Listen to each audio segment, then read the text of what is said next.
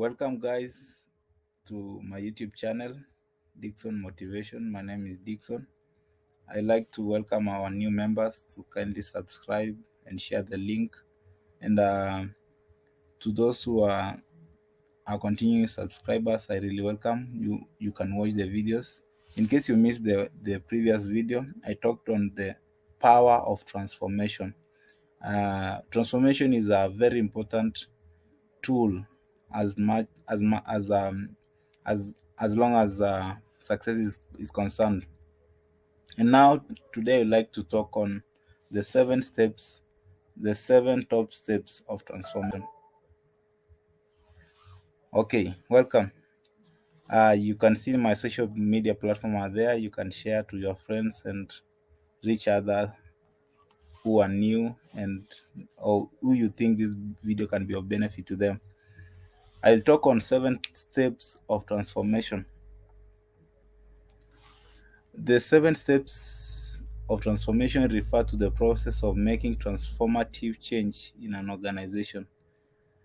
I'll list them one by one as I explain on each of them up to the step number 7. This is a video that you'll not like to miss and pay attention. Step number 1, establish context and direction. Identify what needs to be changed, why it needs to be changed, who will benefit from that change, and how it is going to be implemented. This is the first step in in ensuring that you initiate transformation, or you bring change and you achieve change in your in whatever that you are doing. The first step and the first thing that you should do is to establish the context and the direction.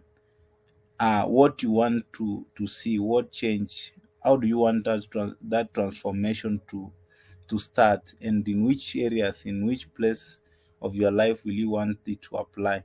So you identify what needs to be changed, the specifics, the particulars that you need to be changed, things that you see that there is a problem with it or you need to improve on them. And you need to see who will benefit from that change, and how is that change going to benefit you as a person, and even the surrounding and the people around you, and how important is that change as it pertains to you achieving your goals and making you to become a better version of yourself. And this also applies to an organization, even to a company. They can also follow the same, and to know how many people are going to benefit from this change, and of what benefit will the change be to the organization, and how is it going to be implemented. Step number 2, you need to analyze the current state and define desired future state. You need to decide and analyze accurately the current stage, the state of the company, the state that you are in, which maybe you are not comfortable with, or you need to improve and add value to yourself. So you need to analyze your current state and define the desired future, the vision that you have, the goal that you have, what you need to see, the changes that you need to see them, you need to see implemented or being actualized in your life.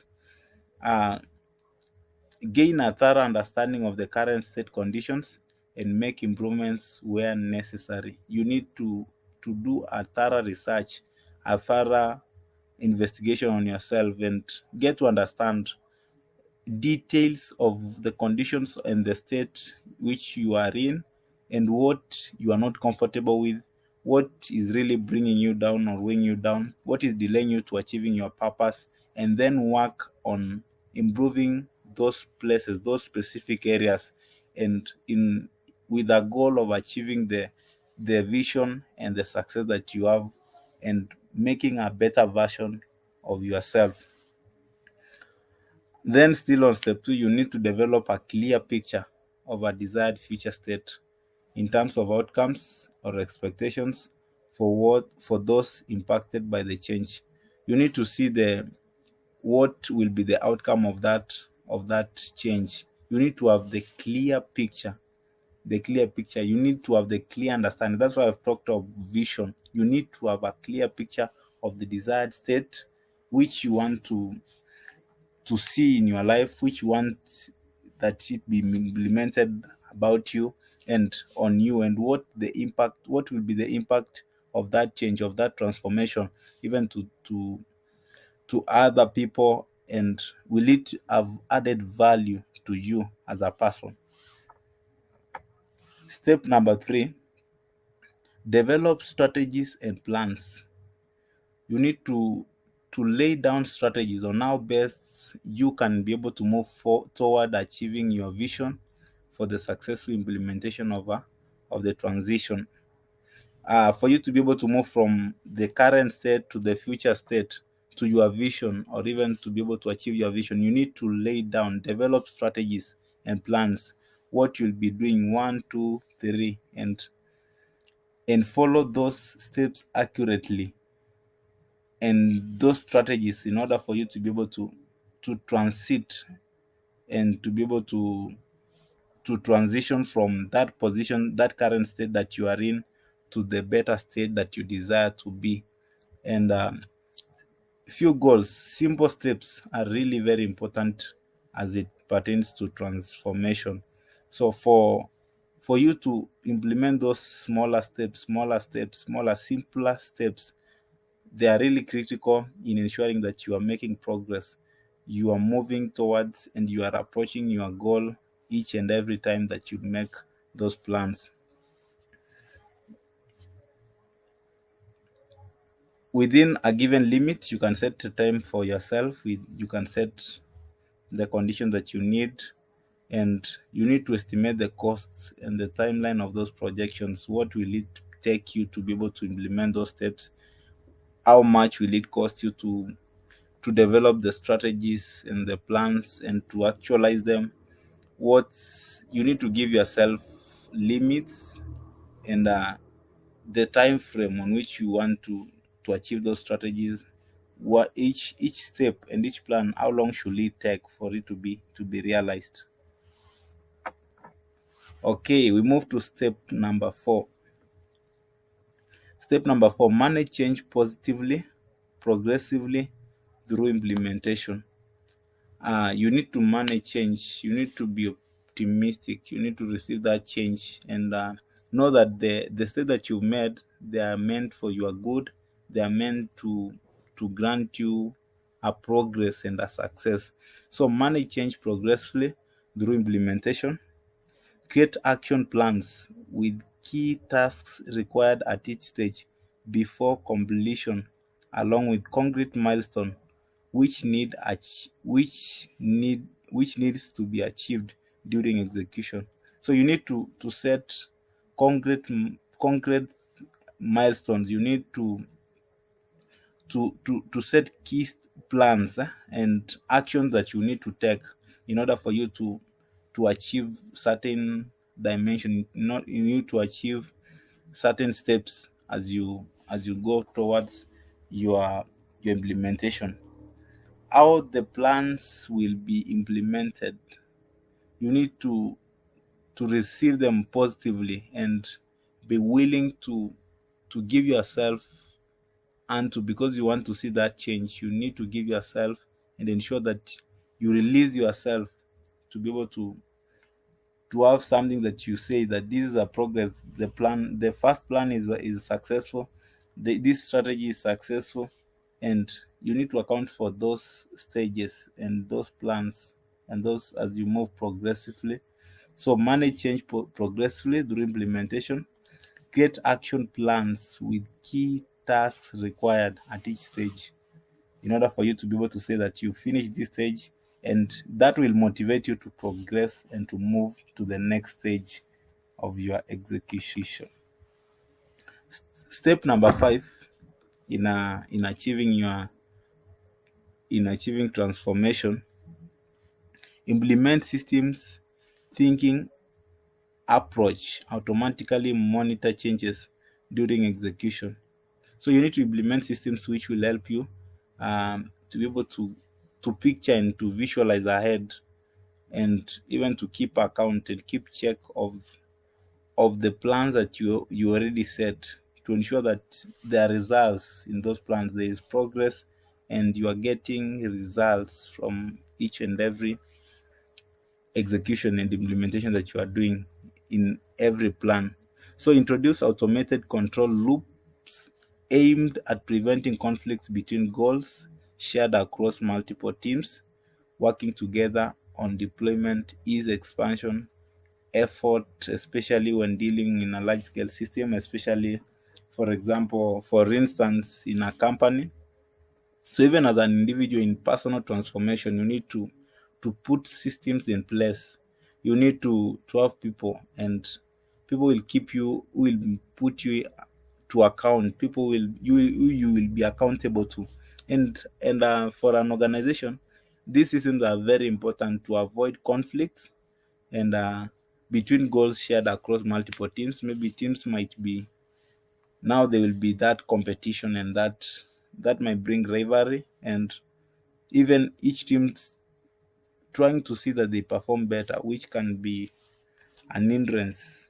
So you need to have a system, an automated system, which will be able to control those goals from each team and ensure that transformation, because transformation is change, and sometimes change receives a lot of opposition. Not many people will be flexible and swift enough to be able to receive those changes with positivity and with a with a good intention. So there'll be a lot of opposition, a lot of forth and struggle. So these will be able to, the systems will be able to help in managing those goals and ensuring that there are no conflicts and there is expansion, and people are able to receive those things positively. Step number 6 is evaluate success of transformation initiatives, process, and outcomes. You need to evaluate feedback around impacts upon stakeholders, including customers, employees, both internal and external partners, vendors, contractors, suppliers, etc. So you need to evaluate feedback from those people, and to be able to see, for an organization, even as a company, you need to get feedback on those changes that you've initiated. If they are, what is the feedback? If it is positive, if it is good to progress with that transformation, and it is good also, even as an individual, to even gauge yourself, to even uh, seek feedback from people and friends around you, to be able, if partners, friends, and close relatives, we will be able to tell you, and we'll be able to check and tell you that this, I think this is working for you, and you need to also take note of what is working and what is the feedback, and what is is important, and which transformations are really helping you to achieving your goals. Also assess performance metrics while running trial experiments continuously. Measure mode of evaluation, mode, mode evaluate, compare, iterate, solve values, eventually accumulate into scalable competitive advantage, again deeply over time. So it is good to assess performance metrics, and as even as you receive feedback, even as you take the feedback, even as you evaluate it, even as you gauge to see if it is working. Maybe it is a, because change comes with a lot of things. So if you are gauging to see, is really this change good, and is this change good for my goals? Is it good, if it is a company, is it good for my customers, employees, and many people that are involved, for the company, for the organization? So it is really important to be able to seek, because this can give you an advantage of others, and it can also bring or even impact you negatively by causing you to lose the customers. And this also applies, it can also cause you to lose your friends and people around you. Step number 7, you need to capture best practices for repeated use across multiple projects by leveraging experience garnered over period track may apply same techniques. So you need to capture those best practices which are working for you, and you can be able to concentrate on them so that you leverage on them to be able to move faster. So start journey off afresh to ensure continuous improvement, optimizing processes, amplifying capabilities to unlock greater rewards. So for you to be able to be motivated to move forward, you need to leverage on experience garnered, and things that you've seen work, things you tried earlier on, they were failing, you used try and error, and now you get them correctly. So you need to garner and concentrate on things that work and practice that are best fit for you, and which you see will be able to make you to move faster. So that will encourage you to be able to really chase and initiate those changes with ease. This approach helps team become more agile, better able to recognize patterns, anticipate new members, steer path engagedly, optimum realization, potentially innovation. So this will be able to make your team, if it's a group or a company, to be able to put the team together and enable them to anticipate. They can be able to know new paths, what are the likelihood of the new path. So capturing best practices for repeated use across multiple projects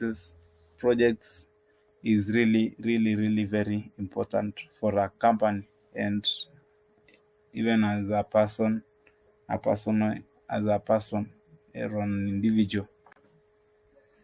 In conclusion, it is important to engage stakeholders through each step, which can help build support from staff members as well as reducing resistance throughout the process. This is for an organizational transformation. It is important to engage everyone that is involved, all stakeholders, everybody, that members, the employees, the management. It is really important before you initiate change, uh, to seek their feedback, to seek what they need and what they really love before you could even progress. Uh, Before you could decide on any other thing. Another aspect is that even as a person, you need to, if there are people who are really close to you, you need to engage them and gauge, even seek to find out if it will, how will that transformation or change affect them. An effective transformation attracts many benefits. As we will see, there are many benefits, that just to list three of them. One of it is improving your skill set. So you'll be able to garner and you'll be equipped to do some other things as a result of that transformation. And you'll be more learned, you'll be more experienced. There are many things that you'll be able to receive. There are many positive things, knowledge, be it depending on what you are working on and the change that you desire to see. Being able to reach your goal or achieve your purpose and that which you want to do, it will improve your skills and your knowledge. The second benefit is to boost morale and positivity in a person. Boost morale and positivity in a person. So when an effective transformation, when you following those steps, what after achieving the transformation, you will be able to have a high morale, and you'll be motivated to do even other things. There are things that you'll find to be easier for you to do because you are now a different and a more equipped and a transformed, a renewed person. And the third thing, it prepares you for more responsibilities. So when you are transformed, you are ready and you can be able to face things that you are not able to face initially. Maybe you are not so much learned then, you are not so much experienced then. So having undergone the steps of transformation, and now you have certain changes, you have certain attributes, you have certain skills and qualities and knowledge. This will prepare you for more responsibilities. You'll be able to handle more responsibility and things that are greater and even higher, which are you will be able now to believe yourself that you can deliver better.